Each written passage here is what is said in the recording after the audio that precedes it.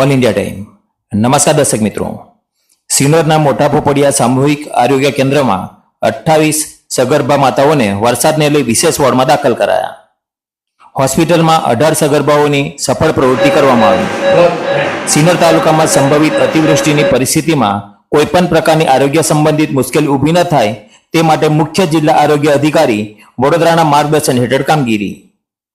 આરોગ્ય વિભાગ, તંત્ર, પોલીસ સાથે મળી સિનોર તાલુકાના સેગવા પોલીસ ચોકીના હેડ કોન્સ્ટેબલ ભરતભાઈ દ્વારા કામગીરી હાથ ધરવામાં આવી.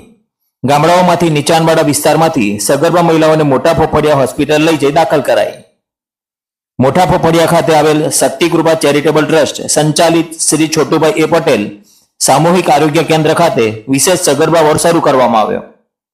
તાલુકા હેલ્થ ઓફિસ અને પ્રાથમિક કેન્દ્રોના લાઇન લિસ્ટમાંથી 19 સગર્ભા માતાઓ શ્રી છોટુભાઈ એ પટેલ સામૂહિક આરોગ્ય કેન્દ્રમાં નિયમિત 9 સગર્ભા અને 9 માતાઓ કુલ 28 સગર્ભા. ભારે વરસાદની આગાહી વચ્ચે આરોગ્ય કેન્દ્રનો સમગ્ર તબીબી અન્ય સ્ટાફ 24 કલાક સતર્ક રહી જરૂરી કામગીરી આરોગ્ય સેવાઓ આપવા માટે સંપૂર્ણપણે સજ્જ.